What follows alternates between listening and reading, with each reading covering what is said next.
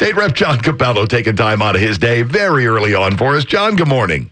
Good morning. How are you? We're doing great. How's everything going with you? Well, you said there's a 100% chance of rain today. I bet you it's going to be a 100% chance that I get bashed by the governor at his press conference.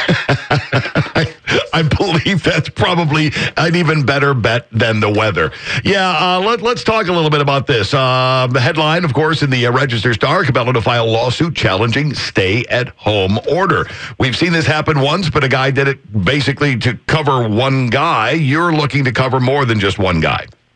Absolutely, but actually Darren Bailey was trying to make it for everyone. Right.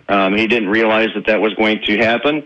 I actually have the same attorney that he does because I wanted to jump onto his lawsuit at first, but it's working out where my lawsuit today will be filed, and it's for everyone in the state of Illinois, not just myself. Now, let's get out in front of this for a second here because, the side that says anytime we question anything that we're being told by people in government, of course, you're a horrible, horrible human being, and how dare you must want people to die.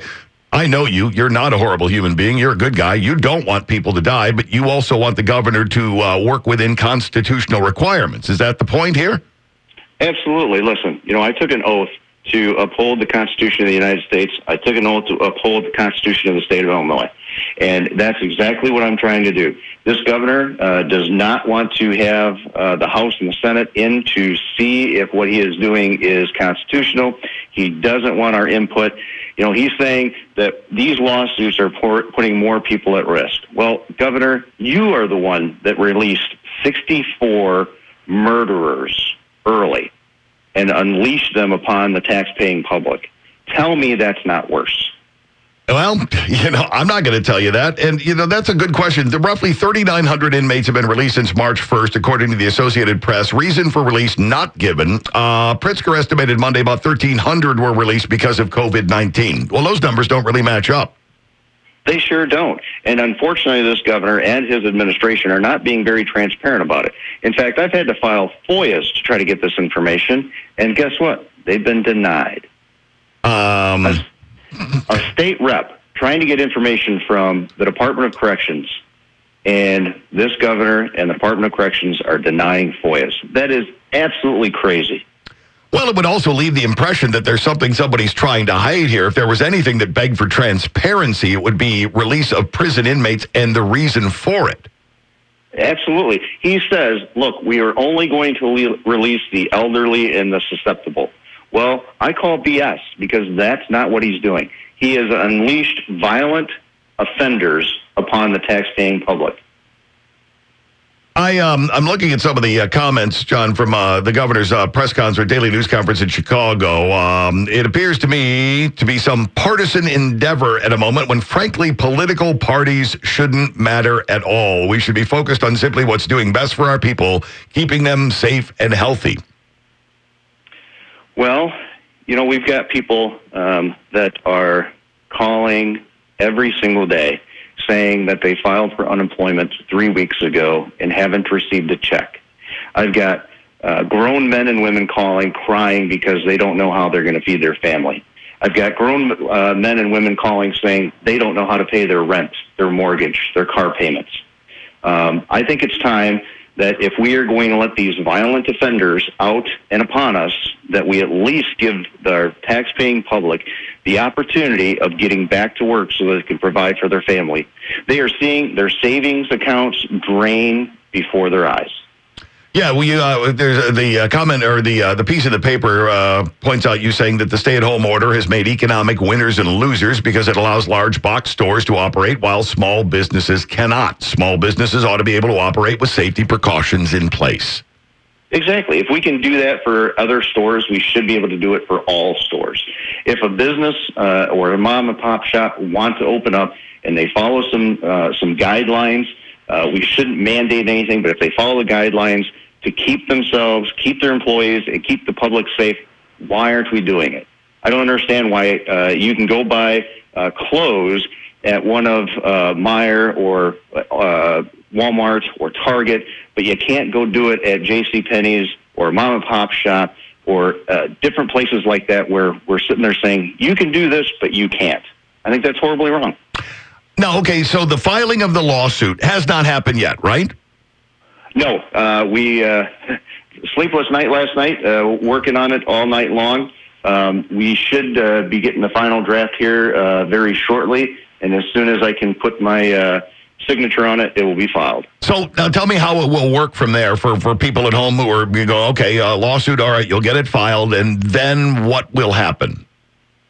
Well, it's got to be heard in court, so we need to wait and see which judge it's assigned to and when they decide they want to hear it.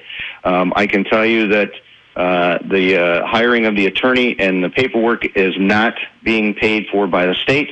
That is being paid for by myself and a few others.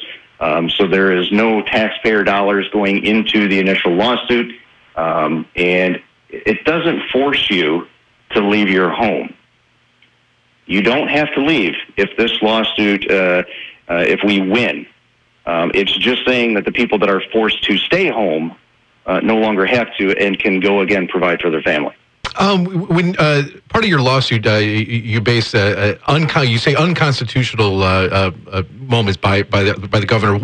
Are we talking state constitution? What specifically is unconstitutional about what Pritzker's doing? Well, yes, state. So, from what I understand, the law gives him the opportunity of doing one 30-day executive order. It does not provide him to then extend that at any point in time, unless there is another different disaster. Now, we're not the only state that extended past 30 days. Other bordering states have extended past 30 days too. Is there similar language in their constitutions that you know? Could Wisconsin? Could Indiana? I do not. Okay. I do not know about the other states.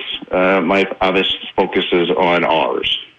Okay. Yeah, because I was curious about, and as we talked about before, 50 states, we're all American, all that, but laws from state to state can vary widely and differently. So, what their constitution says may not match up with what ours says. Exactly. All right, so you get it from... Go ahead.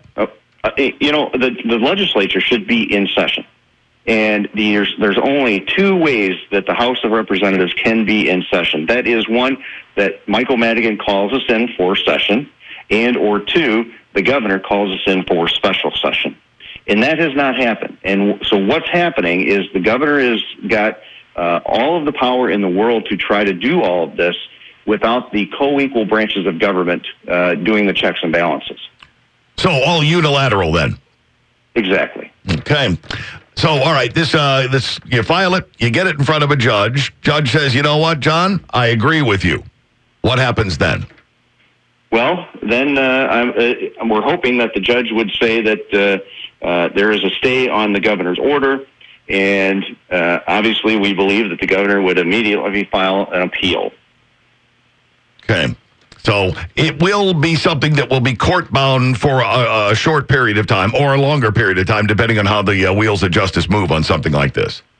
Absolutely. Okay. And one last thing before we get going here, Rock Cut. Yeah, I was just okay. we got to talk about Rock Cut because you're making news with your take on that one as well, and I'm with you 100%. Why is it that Rock Cut did not make the cut to open? That is a very good question in which the administration refuses to answer yet again. There is no transparency with this administration. So, that Pierce Lake is a very large lake. I don't believe that they're going to have people that are surrounding that lake and not being able to social distance. I don't believe that the hundreds of miles of trail that are through that park, people won't be able to social distance. It's very sketchy, and I've demanded answers, yet this governor and his administration do not want to be transparent. I think the best point that you raise is, okay, we can't open Rock Cut, but we can open Loudon? Yes. Which is 15 times smaller than Rock Cut. Exactly. And we can't open Rock Cut, but the Winnebago County decides that they're going to open up the forest preserves, which are smaller. I'm all for that, but I also want Rock Cut to be open. Now, I've heard the argument that, the rowboats that you can rent at Rock Cut won't be able to be cleaned quick enough for people when they're trying to use them.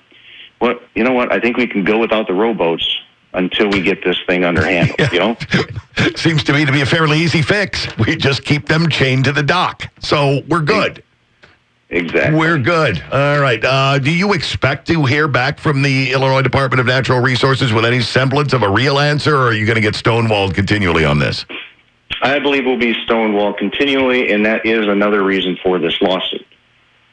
All right. Well, I think what you're doing makes a lot of sense. I'm really interested to see how all of this turns out. I appreciate you taking time for us. I was going to say getting up early, but it appears you've been up all night putting this thing together anyway. So maybe we're catching you right before you can lay down for a little bit.